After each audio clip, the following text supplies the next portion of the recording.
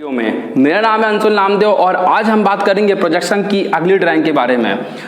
ठीक है दोस्तों, तो यह जो ड्राइंग दिख रही है, जैसे कि ये ड्राइंग आपको दिख रही है, यह ड्राइंग जो है आइसोमेट्रिक प्रोजेक्शन की ड्राइंग है। इसे हमको ऑर्थोग्राफिक प्रोजेक्शन में कन्वर्ट करना है। ठीक है, और मैंने जैसे आपको पहले बताया था कि ऑर्थोग्राफिक प्रोजेक्शन की दो मेथड होती है, फर्स्ट एंगल या थर्ड एंगल। ठीक है, तो हम यहाँ पर इस ड्राइंग को थर्ड एंगल प्रोजेक्शन में कन्वर्ट करेंगे। ठीक है दोस्तों, तो इसके पहले वाली क्लास में मैंने आपको ड्राइंग को देखने का तरीका बताया था। ठीक है, तो सबसे पहले मैं बात कर लेते हैं इस ड्राइंग के बारे में। यह एक ड्राइंग दिख रही है, यहाँ से यह जो ये सीधा एक रैप टाइप की दिख रही है और यहाँ पर एक ये पिलर है। ठीक है, तो जो कुछ उल्टा टी की शेप में है ये ड्राइंग। ठीक है, और यहाँ पर इसका मेजरमेंट भी दिया हुआ है, जैसे कि यहाँ से लेके यहाँ तक इसका मेजरमेंट दिया हुआ है 70 mm, 50 mm, यहाँ से लेके यहाँ तक 20 mm इसकी हाइट है। और याली जो ये जो रिब है, पट्टी है, इसकी जो मतलब चौड़ाई है ये 20 mm है, इसकी जो हाइट है ये 40 mm है और इसकी जो चौड़ाई है ये 30 mm दी हुई है। ठीक है, टोटल हाइट जो है 60 mm दी हुई है, जैसे कि आपको दिख रहा है यह 40 और यह 20, मतलब कि टोटल यहाँ से लेके हाइट जो है ये 60 mm की दी हुई है। ठीक है, और दोस्तों यहाँ पर मैंने आपको इसके पहले वाले क्लास में बताया था कि यहाँ पर सिर्फ संख्या लिखी रहती है और यहाँ पर नीचे लिखा रहता है कि ऑल डायमेंशन इन mm। यदि एग्जाम में यदि अगर मान लो यह लाइन नहीं भी लिखी आती है तो भी आपको यह सभी जो डायमेंशन है इसको mm में ही मानना है। ठीक है, तो चलिए आगे बात करते हैं। इस ड्राइंग को मैंने देखने का तरीका बताया था कि जनरली ये ड्राइंग जो है ये दो तरीके से आती है। या तो आपको सभी फ्रंट व्यू, टॉप व्यू और साइड व्यू में, फ्रंट व्यू, टॉप व्यू और साइड व्यू में आपको सभी जगह एरो लगे हुए मिलेंगे, या तो फिर आपको एक ही एरो लगा हुआ मिलेगा।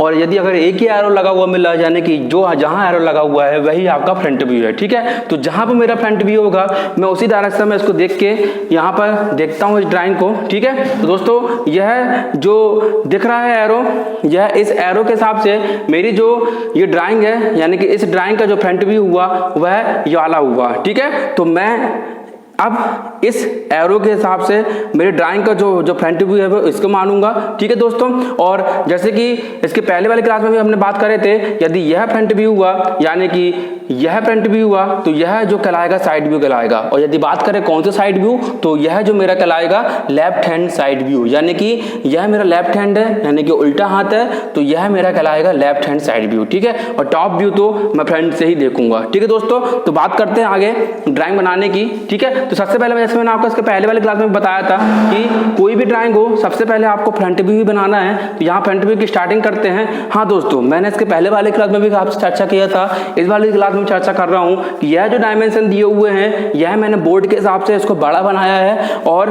आप इसे अपनी कॉपी में अपनी स्किल के अनुसार नाप के बनाएंगे तो यह बहुत ही छोटा बनेगा। यहाँ मैंने समझाने के लिए आपको बड़ा साइज में बना के बताया है। ठीक है, तो यह डायमेंशन जो है इस ड्राइंग के अनुसार एक्चुअल नहीं है। ठीक है, चलिए चालू करते हैं। तो सबसे पहले मैं फ्रंट व्यू से स्टार्ट करता हूं। तो यह फ्रंट व्यू हो गया, यह लेफ्ट हैंड साइड व्यू हो गया और यह टॉप व्यू हो गया। थर्ड एंगल प्रोजेक्शन में मैंने आपको बताया था कि हॉरिजॉन्टल प्लान बटे वर्टिकल प्लान होता है, यानी कि जो फ्रंट व्यू होगा वह नीचे आएगा और जो टॉप व्यू होगा वो ऊपर जाएगा। ठीक है, तो स्टार्ट करते हैं दोस्तों। तो यहाँ पर आपको दिख रहा है कि ये 70 mm की एक लाइन खींची हुई है, यानी कि ये पूरा 70 mm है। ठीक है, तो यहाँ मैं 70 mm का इसका ब्लॉक खींच लेता हूँ, यह हो गया 70 mm। ठीक है, उसके बाद यह 20 mm दिया हुआ है इसके एक साइड से और एक साइड से ये भी 20 mm दिया हुआ है। तो मैं दोनों साइड 20 mm को उठा लेता हूँ यहाँ से, इसको यह 20 mm का उठ गया दोनों साइड से। उसके बाद यह यहाँ से इतना बन गया, ये इतना बन गया।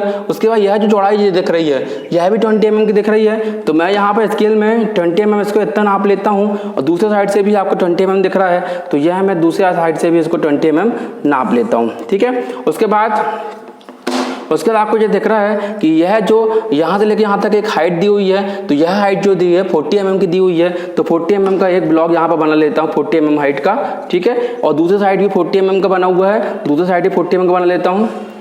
ठीक है, उसके बाद यह दोनों जो जुड़े हुए हैं, कितना जुड़ा हुआ है 30 mm का, पर यहाँ हम जो दोनों ब्लॉक उठाएंगे तो यहाँ पर आपको ऑटोमेटिकली इसकी जो लेंथ है वह ऑटोमेटिकली मिल जाएगी। ठीक है दोस्तों, तो यह आपका फ्रंट भी बन गया। ठीक है, इसकी डायमेंशन मैं कर देता हूँ। दोस्तों डायमेंशन जो है आपको करना ही है, यह कंपलसरी है, क्योंकि बिना डायमेंशन के कोई भी ड्राइंग अधूरी मानी जाती है। ठीक है। और आपको यह डायमेंशन करने में यह ध्यान रखना है कि किसी भी स्थिति में जो डायमेंशन जो है वह मेन ड्राइंग के अंदर नहीं होना चाहिए, क्योंकि मेन ड्राइंग के अंदर डायमेंशन को कभी भी नहीं किया जाता है। ठीक है दोस्तों, तो यह हो गया आपका 70 mm का दिया हुआ है, तो 70 mm लिख लिए। इतनी हाइट जो दी हुई है आपकी, ये 20 mm दी हुई है, तो मैंने 20 mm लिख दिया। और यह जो हाइट दी हुई है, जो 40 mm दी हुई है, तो मैंने यह 40 mm लिख दिया।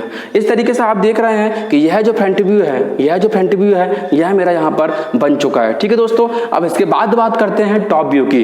दोस्तों, आपको जब भी टॉप व्यू बनाना है तो आप यह ध्यान रखें कि टॉप व्यू जो है आप हमेशा फ्रंट वाली पोजीशन से ही टॉप व्यू को देखा जाए और बनाया जाए, क्योंकि यदि आप इसी टॉप व्यू को यहां से देखेंगे तो टॉप व्यू जो है चेंज हो जाएगा। तो आप जब भी टॉप व्यू बनाएं आप उसे फ्रंट वाले जगह से ही देखें। ठीक है। और यदि आप चाहते हैं कि आपसे गलती ना हो तो आप हमेशा एक हल्की हल्की प्रोजेक्शन लाइन को भी मार्क करें, हल्की प्रोजेक्शन लाइन को भी मार्क करें, जैसे कि मैं यहाँ पर कर रहा हूँ। ठीक है दोस्तों, आप अपनी 3H या 2H पेंसिल का उपयोग करें, उसको हल्की चलाएं तो वह अलग दिखेगी।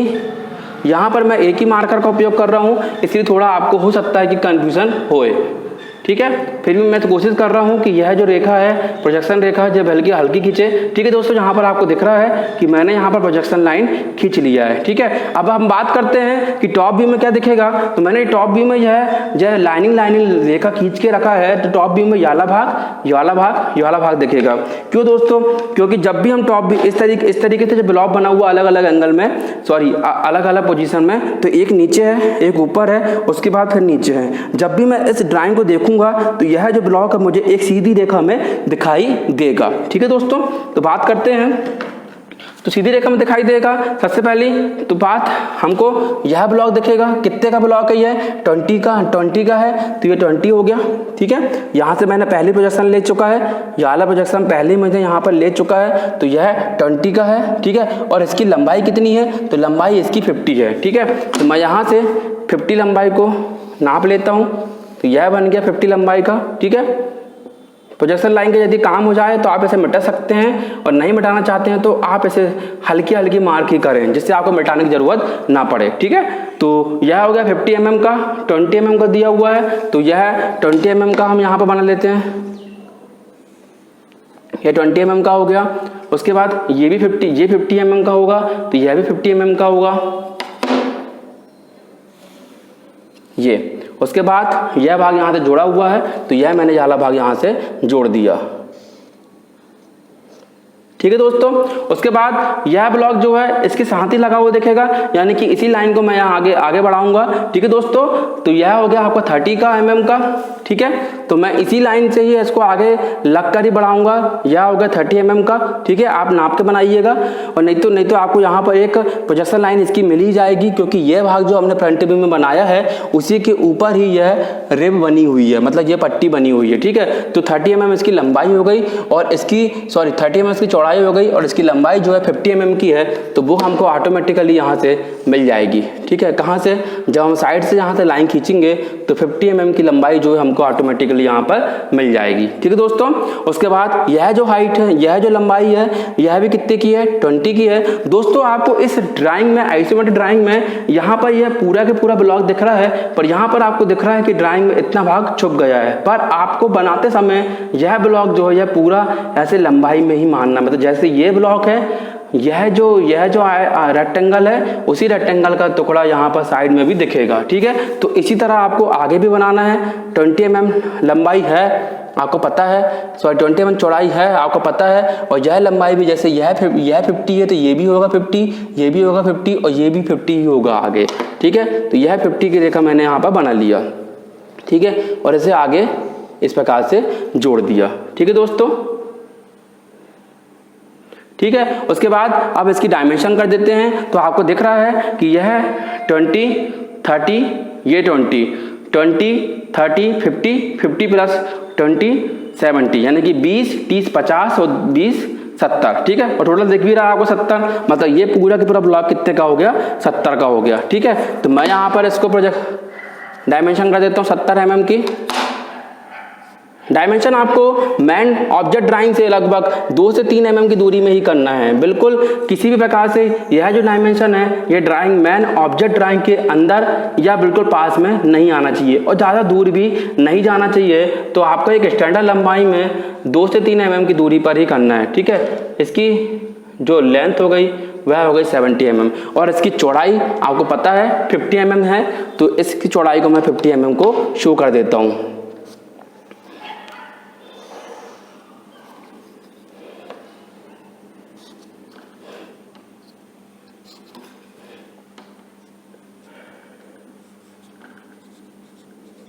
ठीक है दोस्तों, अब बात करते हैं साइड व्यू की। ठीक है, तो यह मेरा फ्रंट हो गया, यह मेरा साइड हो गया। दोस्तों यह जो मेरा साइड है यह मेरा लेफ्ट हैंड साइड है, LHSB left hand side view है।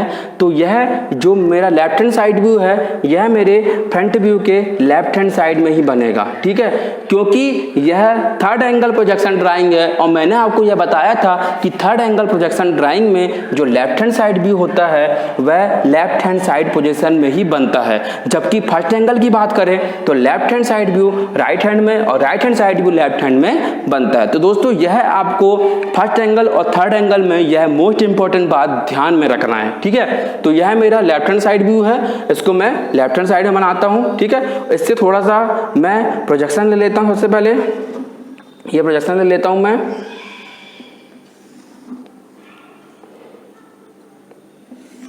ये प्रोजेक्शन ले लिया मैंने। ठीक है, उसके बाद जब मैं साइड से देखूंगा तो साइड में सबसे पहले मुझे ये वाला ब्लॉक दिखेगा।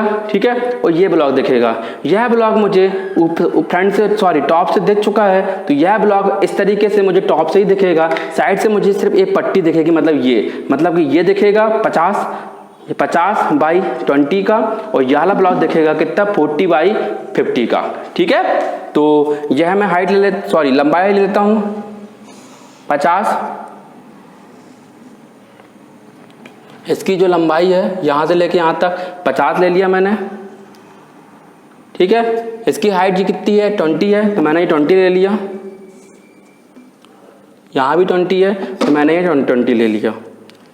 ठीक है दोस्तों, उसके बाद इसी वाले ब्लॉक के ऊपर यह ब्लॉक जो है इस तरीके से रखा हुआ दिखेगा। क्यों दोस्तों? क्योंकि यह इस तरीके से ज़्यादा ब्लॉक है और यह ब्लॉक कुछ पीछे की ओर है। जब मैं साइड से देखूंगा तो आपको यह ब्लॉक एक दूसरे के ऊपर इस तरीके से रखा हुआ दिखेगा। तो दोस्तों आपको इस आइसोमेट्रिक प्रोजेक्शन की ड्राइंग में बहुत सारी चीज इमेजिनरी करना पड़ेगा, मतलब कि आपको आपके माइंड में सेट करना पड़ेगा कि कौन सी ड्राइंग का हिस्सा किस तरीके से हमको दिखाई देगा।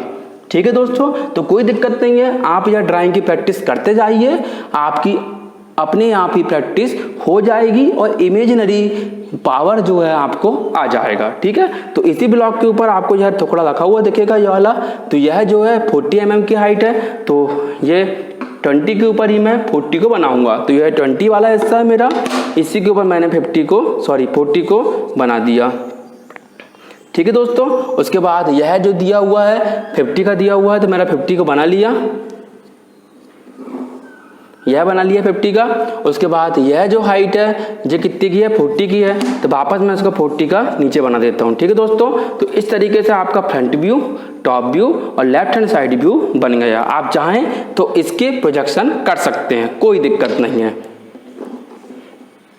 ठीक है दोस्तों, तो आपने यहाँ देख लिया कि मैंने इस आइसोमेट्रिक ड्राइंग से ऑर्थोग्राफिक ड्राइंग में यह कन्वर्जन करके बताया। ठीक है दोस्तों, तो आप भी इस ड्राइंग की प्रैक्टिस करिए और इसके साथ में यदि आपको और कोई भी ड्राइंग मिलती है तो आप उसकी प्रैक्टिस भी कर सकते हैं, क्योंकि इस प्रोजेक्शन वाले चैप्टर में आप जितनी ज़्यादा प्रैक्टिस करेंगे ड्राइंग की उतनी ज़्यादा ही आपकी इसमें सफाई आएगी और उतनी ज़्यादा ही आपको बनाते बनेगा। ठीक है दोस्तों, तो यदि इस आज की क्लास में आपको किसी भी प्रकार का कंफ्यूजन हो तो आप मुझे मैसेज कर सकते हैं कमेंट सेक्शन में। ठीक है दोस्तों, और यदि अगर आपको यह क्लास पसंद आई हो तो इस क्लास को लाइक करें और हमारे चैनल को सब्सक्राइब करें।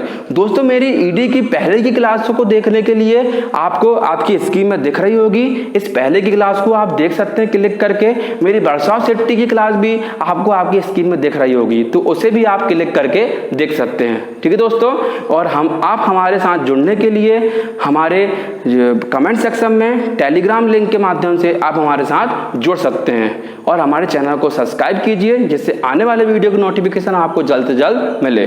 धन्यवाद।